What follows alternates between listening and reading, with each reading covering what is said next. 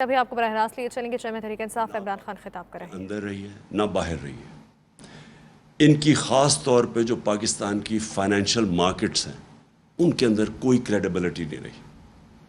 انہوں نے جو ساری قوم کو کہا تھا کہ جیسے ہی آئی ایم ایف کا فیصلہ ہو جائے گا تو ایک دم اکانومی سٹیبلائز ہو جائے گی, روپیہ بھی گرنے سے رک جائے گا بلکہ روپیہ مضبوط ہوتا جائے گا. ساری قوم کے سامنے آج حالات ہیں. آئی ایم ایف کی ساری کنڈیشنز مانی انہوں نے. تاریخی مہنگائی ہوئی پاکستان میں, جو میں بھی آپ کے سامنے باقاعدہ بتاؤں گا کہ آج اس پاکستان کی عوام کے اوپر کیا گزر رہی ہے. جس طرح کی آج مہنگائی ہے, یہ پاکستان کی تاریخ میں اتنے تھوڑے وقفے میں اتنی زیادہ مہنگائی نہیں ہوئی. تو مہنگائی بھی کر دی آئی ایم ایف کے کہنے پہ ساری, جو میں ابھی آپ کو بتاؤں گا بجلی کدھر گئی, پٹرول ڈیزل یہ کدھر سے کدھر گئے پچھلے 5 مہینے میں. آئی ایم ایف کا پروگرام بھی آ گیا لیکن روپیہ ابھی بھی گر رہا ہے اور یہ گرتا رہے گا جب تک کہ اس ملک کے اندر پولیٹیکل سٹیبلٹی نہیں آتی. آج اگر الیکشنز ڈیلے کرتے جائیں, کہیں کہ جی ہم کوئی بہانہ مار دیں کہ جی یہ ہے وہ ہے سیلاب ہے الیکشن نہیں ہو سکتا, جو بھی آپ جو بہانہ ماریں صرف اور صرف پاکستان کو نقصان ہو رہا ہے. اگر کوئی یہ سمجھتا ہے کہ ہمیں نقصان ہو رہا ہے, الیکشنز ابھی نہیں ہو رہا ہے, تو میں اپنی ساری قوم کو کہنا چاہتا ہوں, یہ میں دعویٰ کرتا ہوں, 70 سال میری عمر ہونے والی ہے انشاءاللہ اگلے مہینے. میں یہ دعوے سے کہتا ہوں کہ پاکستان کی تاریخ میں کبھی کسی پولیٹیکل پارٹی کی وہ مقبولیت نہیں تھی جو آج تحریک انصاف کی ہے. میں یہ دعویٰ کرتا ہوں کہ سارے پاکستان کے اندر اگر ایک فیڈرل پارٹی ہے جو سارے پاکستان کو اکٹھا رکھ سکتی ہے وہ تحریک انصاف ہے. پورے حربے استعمال کیے جا رہے ہیں یہ لوگ جو اوپر بیٹھے ہوئے ہیں, یہ جو اس ملک کے بڑے بڑے مجرم اوپر بیٹھے ہوئے ہیں. 60% کیبنٹ ضمانت کے اوپر ہے. پرائم منسٹر کو سزا ہونے والی تھی یہ ایف آئی اے کیس کے اوپر. یہ وہ لوگ اوپر جو بیٹھے ہوئے ہیں, ان ساروں کو اب سمجھ آ گئی ہے کہ یہ جو تحریک انصاف کی مقبولیت ہے اب اس کو مقابلہ نہیں کر سکتے. لہٰذا یہ کر کیا رہے ہیں کہ بجائے ملک کا سوچنے کے, سوائے اپنے کرپشن کیسز خارج کروانے کے لیے, اور ساروں نے مل کے وہ جو 1100 ارب روپیہ انہوں نے جو امینڈمنٹ کیا نیب پہ, اس سوائے اس کی فکر کرنے کی ان کے پاس کوئی حل نہیں ہے پاکستان کی یہ معیشت کو اور ملک کو سدھارنے کا. میں آج آپ کے سامنے یہ جو دعویٰ کرتے ہیں کہ جی ہمیں بہت بڑا مشکل پاکستان ملا, ہمیں تو پتہ نہیں بارودی سرنگیں مل گئیں. شہباز شریف جس کو بہت شوق تھا پرائم منسٹر بننے کا, اور کئی ایسے یہاں لوگ بیٹھے ہوئے تھے, وہ سمجھتے تھے کہ آئنسٹائن کے بعد دوسرا آدمی شہباز شریف آئے گا ایک دم سارا ملک ٹھیک کر دے گا. وہ سارے سب کو آج میں یہ کہہ رہا ہوں کہ یہ جو کہہ رہے ہیں کہ سارا کچھ ہمارے پہ ڈال رہے ہیں, میں آج آپ کو اسٹیٹکس سے بتاتا ہوں, فیکٹس اور فگرز سے, اعداد و شمار سے بتاتا ہوں کہ ہمیں کون سا پاکستان ملا تھا 2018 میں, یہ جو نون لیگ چھوڑ کے گئی تھی, اور ان کو کون سا پاکستان ملا تھا. یعنی ہم جب گئے تھے اپریل میں تو تب پاکستان کے کیا حالات تھے. یہ کہتے ہیں نا بہت برے حالات تھے. جب 2018 میں جب ہمیں پاکستان ملا تھا تو جو ہمارے ریزروز تھے, جو اصل مسئلہ بھی آپ کی قوم کو بتا دوں, مسئلہ کیا ہے؟ مسئلہ یہ ہے کہ بیرونی خسارہ ہے جس کو کہتے ہیں کرنٹ اکاؤنٹ ڈیفیسٹ. جتنا آپ کا بیرونی خسارہ بڑھتا جاتا ہے آپ کو اپنے ریزرو سے پیسے دینے پڑتے ہیں, ریزروز کم ہوتے جاتے ہیں, اور جیسے جیسے ریزروز کم ہوتے جاتے ہیں روپے پہ پریشر پڑ جاتا ہے, روپیہ گرنا شروع ہو جاتا ہے, ڈالر مہنگا ہونا شروع ہو جاتا ہے. جب ڈالر مہنگا ہوتا ہے تو جو بھی چیزیں آپ باہر سے خریدتے ہیں وہ سب مہنگی ہو جاتی ہیں. جس میں تیل ہے وہ آپ باہر سے خریدتے ہیں, وہ بجلی, کیونکہ بجلی کے اندر بھی جو فیولز ڈالتے ہیں کوئلہ یا گیس باہر سے خرید کے یا پھر تیل ڈالتے ہیں, وہ ساری مہنگی ہو جاتی ہیں. تو تو سب کچھ مہنگا ہو جاتا ہے جیسے جیسے آپ کا روپیہ گرنا شروع ہوتا ہے. تو لہٰذا سب سے امپورٹنٹ چیز ہوتی ہے کہ آپ کا جو بیرون ملک خسارہ کرنٹ اکاؤنٹ ڈیفیسٹ وہ کنٹرول میں ہو. اب یہ جب ہمیں ملا تھا پاکستان کی تاریخ کا سب سے بڑا بیرونی خسارہ تھا, $20 ارب کا خسارہ تھا. ان کو یہ کہتے ہیں نا بڑا مشکل وقت ملا تھا. ان کو جب اپریل میں جو انہوں نے سازش کر کے ہماری گورنمنٹ گرائی, تو ان کو جو کرنٹ اکاؤنٹ ڈیفیسٹ ملا تھا بیرونی خسارہ وہ تھا $16 ارب. اب یہ سمجھنا ہے, ہمیں $20 ارب ملا, ان کو $16 ارب ملا. ہمیں جو ان کی ووٹ آف نو کانفیڈنس سے پہلے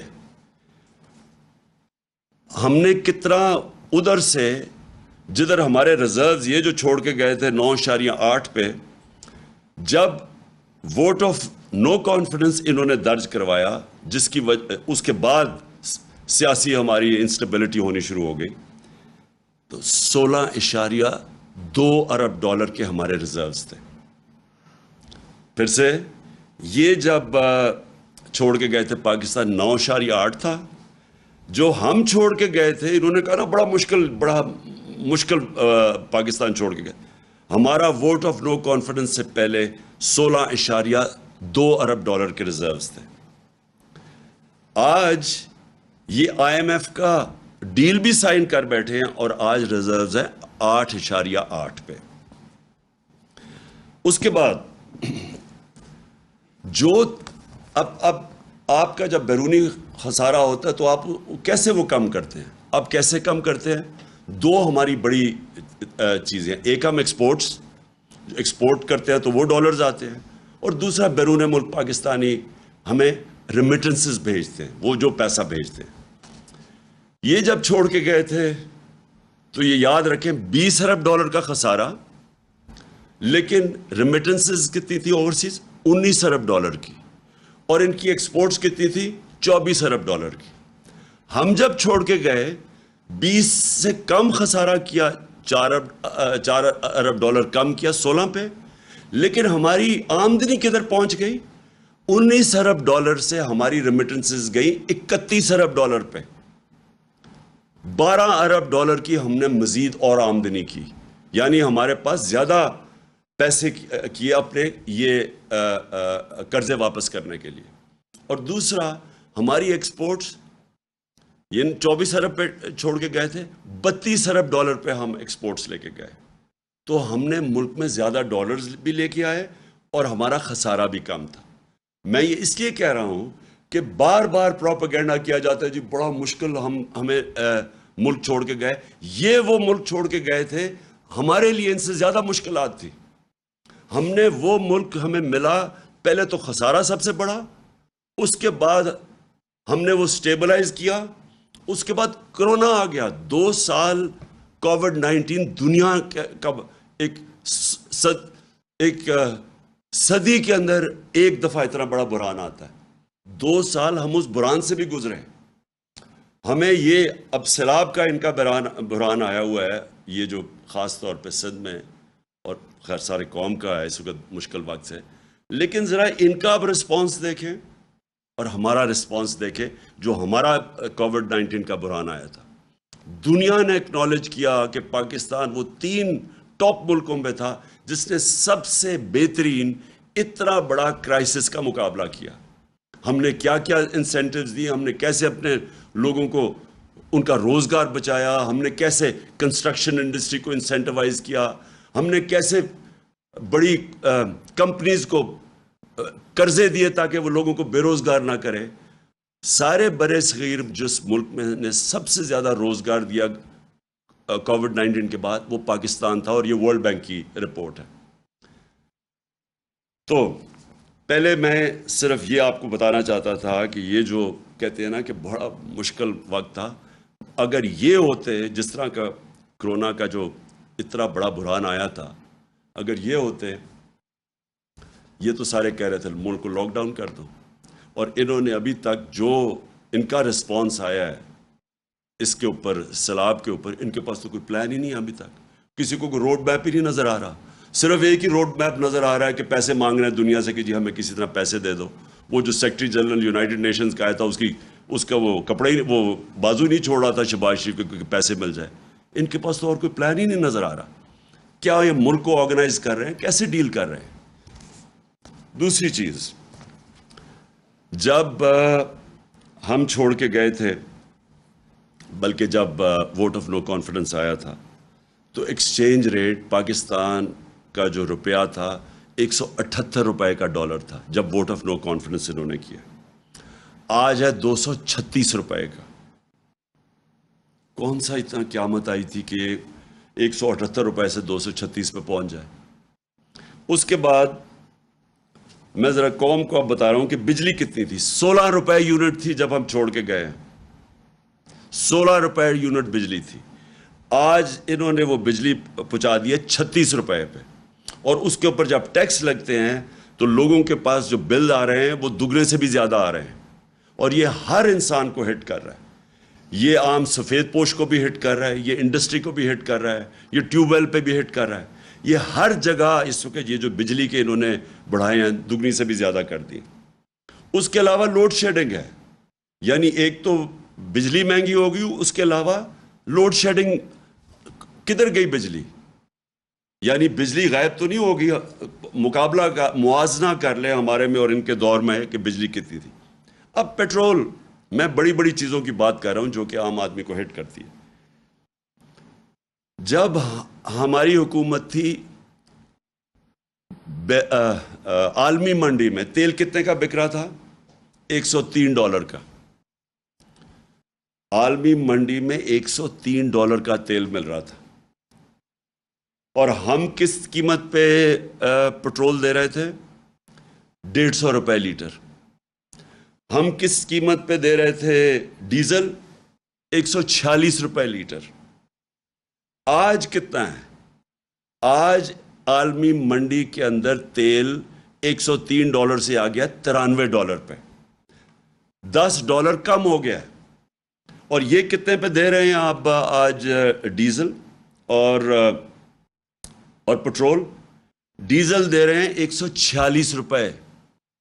100 روپیہ مہنگا ہو گیا ہے 146 روپے لیٹر پہ. اور پٹرول دے رہے ہیں 236 روپے لیٹر. انٹرنیشنل منڈی میں کم ہو گیا ہے, لیکن یہ پٹرول 150 سے گیا ہے 236, ڈیزل 146 سے گیا ہے 248 پہ. اور گیس کی قیمتیں ابھی بڑھ رہی ہیں, اور IMF کہہ رہا ہے کہ یہ 250% بڑھیں گی سردیوں تک. جو عام آدمی کو اس وقت سب سے زیادہ تکلیف ہو رہی ہے وہ آٹا ہے. آٹا دگنا ہو گیا. 1 کلو آٹا 50 روپے ہمارے دور میں 1 کلو آٹا تھا. آج وہ کراچی کے اندر 100 روپے لیٹر سے اوپر چلا گیا. 5 مہینے کے اندر یہ سب کچھ ہوا ہے. میں سوال یہ پوچھتا ہوں کہ کیا ہوا 5 مہینے میں کہ وہ کدھر سے کدھر قیمتیں چلی گئی ہیں. میں آپ کے سامنے بتا رہا ہوں, اور یہ صرف ساری چیز اور قیمتیں لے لیں. چاول گئے ہیں 100 روپے سے 225 روپے پہ. دالیں گئی ہیں جو عام آدمی, میں صرف وہ باتیں کر رہا ہوں جو عام آدمی جس کے اوپر رہتا ہے, 225 روپے سے 360 روپے پہ گئی ہیں دالیں. جو گھی ہے, پام آئل جو ہمارے زمانے میں امپورٹ کرتے تھے وہ $1700 تھا. آج وہ نیچے آ کے $1000 پہ آ گیا ہے. کم ہو گئی عالمی منڈی میں جو ہم امپورٹ کرتے ہیں پام آئل. ہمارے دور میں 450 روپے تھا, آج ہے 560 روپے. میں پھر سے وہ کہہ رہا ہوں, وہ جو چیزیں عام آدمی استعمال کرتا ہے. انفلیشن, یہ جو سب سے اس کی جو فگر ہے جس کو کہتے ہیں سینسٹیو پرائس انڈیکس, اپریل کے اندر 18% تھی جب ہم چھوڑ کے گئے. آج ہے 45%. سارا انہوں نے ہمارے اوپر کیمپین چلائی کہ بہت مہنگا ہو گیا پاکستان, مہنگائی ہو گئی, لوگوں کا گزارا مشکل ہے. ساتھ مجھے افسوس سے کہنا پڑتا ہے کہ ان کا پیڈ میڈیا، لفافے، میڈیا ہاؤسز جو اس کیمپین اور پروپیگنڈا میں شامل تھے، انہوں نے ہر روز، آپ اٹھا کے دیکھیں اخبار، ہر روز اخبار میں پڑھو کہ جی یہ مہنگائی ہو گئی. لوگ، ہم کہتے گئے کہ عالمی مہنگائی ہے. میں کہتا گیا کہ دنیا کے اندر ایک کووڈ-19 کے بعد ایک کموڈٹی سپر سائیکل آیا، دنیا میں مہنگائی ہوگی. میں ہر جگہ بتاتا گیا. انہوں نے مسلسل مہنگائی مارچ، دھرنے دو، گورنمنٹ گراؤ، یہ لوگوں کا معاشی قتل کر دیا. آج یہ سوچ لیں کہ یہ جو سینسٹیو پرائس انڈیکس ہے، یہ سب سے زیادہ وہ اللہ نے ان کو ایکسپوز کیا، کیونکہ ان کا مقصد تو تھا ہی نہیں، مہنگائی دور کرنا تو ان کا مقصد تھا ہی نہیں، وہ تو ایک بہانہ تھا. انہوں نے اپنے کرپشن کے کیسز بچانے تھے، جو 1100 ارب روپے کے 1100 ارب روپے کے ان کے اوپر کرپشن کے کیسز تھے، جو 60% کیبنٹ ضمانت پہ ہے. ان کی جناب 18% سے سینسٹیو پرائس انڈیکس گئی ہے 45% پہ. یہ پاکستان کی تاریخ کی سب سے زیادہ مہنگائی ہے. کون سا قیامت آئی تھی؟ میں نے آپ کو بتا دیا ہمیں کیا ملا تھا اور ان کو کیا ملا ہے. یہ کیسے جسٹیفائی کرتے ہیں؟ پھر آگے چلے جائیں.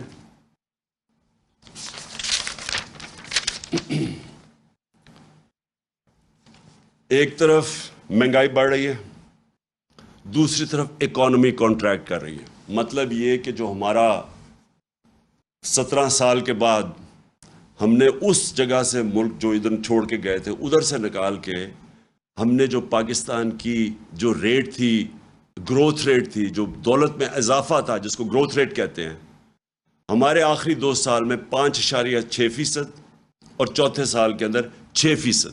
17 سال کے بعد یہ پاکستان کی سب سے بہترین اکنامک گروتھ تھی، 17 سال کے بعد. اب یہ مجھے بتائیں کہ آج پریڈکٹ کر رہے ہیں کہ 0.6% پہ گروتھ ریٹ چلی گئی ہے، یعنی وہاں سے گر کے نیچے آ گئی ہے. اس کا مطلب کیا ہے؟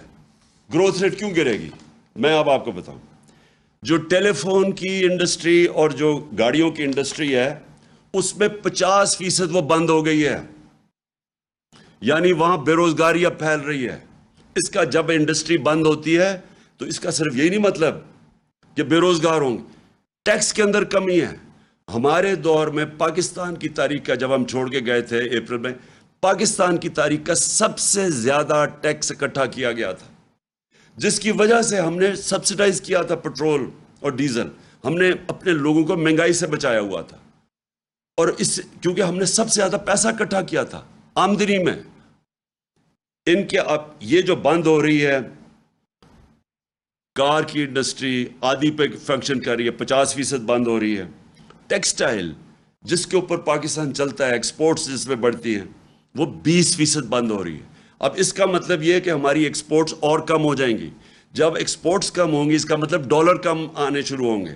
جب ڈالر کم آنے شروع ہوں گے، بیرونی ملک کا خسارہ بڑھ جائے گا. جب وہ خسارہ بڑھے گا، روپے کے اوپر اور پریشر پڑ جائے گا. تو ٹیکسٹائل 20% انڈسٹری بند ہو گئی ہے.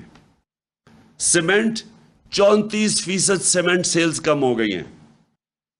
پٹرول جس کے اوپر بھی گورنمنٹ پیسہ بناتی ہے، جب پٹرول زیادہ بکتا ہے تو گورنمنٹ کی آمدنی میں اضافہ ہوتا ہے. 22% پٹرول مہنگائی کی وجہ سے وہ کم ہو گیا. اور اب جو 2 چیزیں ہم پاکستان فیس کر رہے ہیں، ایک طرف مہنگائی، دوسری طرف بے روزگاری، جس کی وجہ سے ورلڈ بینک اور IMF اب کہہ رہی ہیں کہ پاکستان انتشار کی طرف جا رہا ہے، سول انریسٹ کی طرف جا رہا ہے، سری لنکا والے سچویشن کی طرف جا رہا ہے، کیونکہ ان کے پاس اب کوئی حل نہیں ہے اس کا.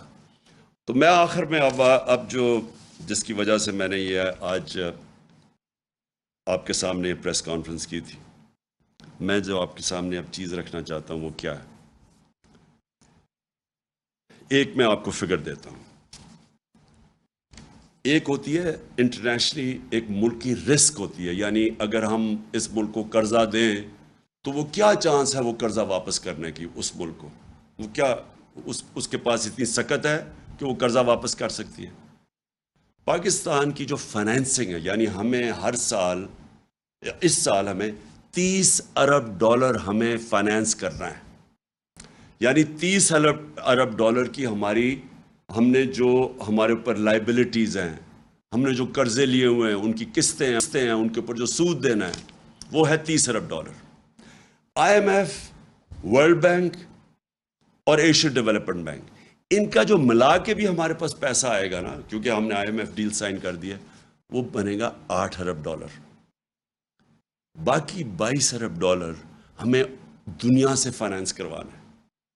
اب یہ جو میں اپنی جو مجھے خطرہ اب نظر آ رہا ہے، میں اس لیے یہ پریس کانفرنس کی ہے، جو رسک ریٹنگ ہوتی ہے نا، جو انٹرنیشنلی جو ادارے ہیں، کریڈٹ ریٹنگ ادارے ہیں، موڈیز، فچ، یہ جو ادارے ہوتے ہیں، یہ ریٹ کرتے ہیں کہ اس ملک کی یہ ہمارے دور میں ہماری کریڈٹ ریٹنگ پازیٹیو تھی، جب سے ہم گئے ہیں وہ نیگیٹو پہ آ گئی ہے، یعنی کہ وہ یہ سمجھتے ہیں کہ اس ملک میں اب سکت نہیں ہے قرضے واپس کرنے کی۔ جب وہ یہ سمجھتے ہیں تو جو قرضے کی قیمت ہے وہ بڑھ جاتی ہے۔ تو اب میں ذرا آپ کو بتانا چاہتا ہوں کہ یہ جو سارا ہوا، اور میں پھر سے یہاں کہنا سابق وزیر اعظم عمران خان خطاب کر رہے ہیں۔ ان کی جانب سے گفتگو کرتے ہوئے کہا گیا کہ اس ٹولے سے معیشت سنبھالی نہیں جا رہی، انہیں خود سمجھ نہیں آ رہا کہ ان کے ساتھ ہوا کیا ہے۔ موجودہ حکمرانوں نے IMF کے تمام شرائط تسلیم کی اور پاکستان میں تاریخی مہنگائی کی گئی ہے۔ آپ کو بتاتے چلیں، ان کی جانب سے گفتگو کرتے ہوئے یہ بھی کہا گیا کہ غریب کو ایک وقت کی روٹی نہیں مل رہی۔ سیلابی صورتحال اور وبائی امراض نے ایک غریب کی زندگی کو مزید مشکل میں ڈال دیا ہے۔ عام اور جان بچانے والی ادویات کی قلت نے مزید عوام کی مشکلات میں اضافہ کیا ہے۔ IMF پروگرام کے حوالے سے گفتگو کرتے ہوئے یہ بھی کہا گیا کہ IMF پروگرام ملنے کے باوجود روپیہ گرتا جا رہا ہے۔ جب تک ملک میں سیاسی استحکام نہیں آئے گا، روپیہ گرتا ہی رہے گا۔ معیشت جو ہوتی ہے وہ ریلیٹڈ ہوتی ہے آپ کی سیاسی استحکام کے ساتھ۔ جیسے ہی آپ کا سیاسی استحکام بکھرتا ہے، معیشت بھی بکھرتی ہے، لوگوں کا کانفیڈنس چلا جاتا ہے۔ تو میں یہ ذرا آپ کو فگر دیتا ہوں کہ ہماری رسک ریٹنگ 4 مارچ کو 5% تھی، یا صرف 5% لوگ سمجھتے تھے کہ ہم اپنے قرضے یعنی واپس نہیں کر سکیں گے، یعنی رسک ہے پاکستان، صرف 5%۔ جیسے ہی انہوں نے vote of no confidence table کی اسمبلی میں، 4 دنوں کے اندر وہ وہاں سے گئی 5% سے دگنی ہو کے 9% پہ چلی گئی، صرف کیونکہ جیسے ہی ان کو لگا کہ اب پولیٹیکلی سٹیبل نہیں ہوگا ملک، پولیٹیکل انسٹیبلٹی ہوگی، دگنی ہوگی رسک ریٹنگ۔ اور آج کیا ہے؟ آج پاکستان کی جو رسک ریٹنگ ہے 22.7 ہے۔ 22.7 کا مطلب یہ ہے کہ ہمارے لیے باہر سے یہ جو ہمارا 30 ارب ڈالر کی فائنینسنگ کروانی ہے، اس کو فائنینس کرانا مشکل ہو جائے گا۔ جو بینکس ہیں وہ ہمیں پیسے دیتے ہوئے ڈریں گے، کیونکہ رسک پہنچ گئی ہے 22.7%۔ میری جو یہ صرف میڈیا ٹاک اس لیے ہے، میں پھر سے یہ کہتا ہوں کہ اگر جلدی سے جلدی صاف اور شفاف الیکشن کرواؤ، مجھے اس کا کوئی اتنا زیادہ فائدہ نہیں ہے پرسنلی، کیونکہ ہمارا تو اللہ کا کرم ہے کہ جیسے جیسے یہ ملک اس طرف لے کے جا رہے ہیں، مہنگائی بڑھ رہی ہے، ان کی شکلیں دیکھ رہے ہیں، اپنے کرپشن کیسز بچا رہے ہیں، ملک سنبھالا نہیں جا رہا، ہمارا تو گراف اوپر جا رہا ہے لیکن ملک نیچے جا رہا ہے۔ اور یہ جو میں نے آپ کو بتایا کہ اگر اس ملک میں پولیٹیکل سٹیبلٹی نہیں آتی، یہ اس کی اکانومی اب سٹیبلائز نہیں ہونے لگی۔ ہماری جو اکانومی ہے، جو ہماری معیشت ہے، یہ اب نیچے جائے گی، اور نظر آ رہا ہے کہ مارکیٹ کو کوئی اب اعتماد ہی نہیں ہے، نہ اندر مارکیٹ کو اعتماد ہے نہ باہر۔ اس لیے میں آج سب کو کہنا چاہتا ہوں، اپنی قوم کو، کہ جلدی سے جلدی الیکشن کروائیں پاکستان کو اس دلدل سے نکالنے کے لیے، جس دلدل میں بڑی تیزی سے یہ امپورٹڈ حکومت ہمیں دھکیل رہی ہے۔ سازش تو انہوں نے کر دی، اپنے کرپشن کیسز کے اوپر تو انہوں نے آتے ساتھ ہی فیصلے کروا لیے۔ اب رمضان شوگر مل، ان کی اس کے تو کیس فوری لگا ہوا کہ جی اس کا کیس ختم کرو۔ FIA کا جو شہباز شریف اور بیٹوں کا 16 ارب کا کیس تھا، وہ بھی 4 گواہ بھی اللہ کو پیارے ہو چکے ہیں، مقصود چپڑاسی بھی چلا گیا ہے۔ जो इन्वेस्टिगेट कर रहा था डॉक्टर रिजवान वो भी नहीं है, वो तो हो रहा है सारा कुछ, मुल्क को ये नीचे लेके जा रहे हैं। तो आज मैं अपनी सारी कौम से अपील करता हूँ कि ये इस मुल्क को अगर हमने मज़ीद इस दलदल से निकालना है, इस तरह की महंगाई से बचाना है, जिस तरफ जा रही है चीज़ें महंगी, IMF ने कहा है कि अभी बिजली और महंगी होने वाली है, उनकी रिपोर्ट में है। हमने अपने मुल्क को इंतशार से बचाना है, फौरी तौर पे साफ और शफाफ इलेक्शन अनाउंस किए जाएं। जितनी ये देर करते जाएंगे बुरहान बढ़ता जाएगा, और फिर से मुझे खौफ है कि ऐसा ना वक्त आ जाए कि सबके हाथ से ये निकल जाए। मैं आखिर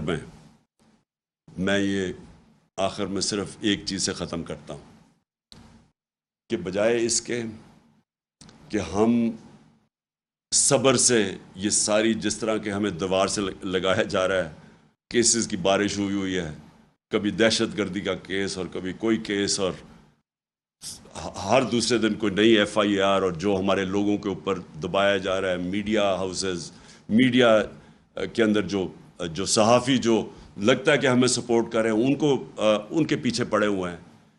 इससे मुल्क नहीं सुधरने लगा। अगर किसी का ख्याल है कि ये फैशिस्ट टैक्टिक्स से ये किसी तरह ये ज़्यादा देर ठहर जाएंगे, ये मुल्क को ही नुकसान पहुँचा रहे हैं। कोई नहीं रोक सकता इस मुल्क में इंतशार को अगर इसी तरह ये चलते रहे। और मैं देख रहा हूँ जिस तरह दीवार के खिलाफ लगाया जा रहा है, मैं आज सिर्फ इस चीज़ पे ख़त्म करता हूँ कि ये ज़्यादा देर अब हमारा सब्र नहीं रहेगा। अगर ये इसी तरह चलते रहे और मुल्क को इसी तरह नीचे ले जाते रहे तो हमें फिर एक कॉल देनी पड़ेगी अपनी आवाम को। पाकिस्तान पाइंदाबाद।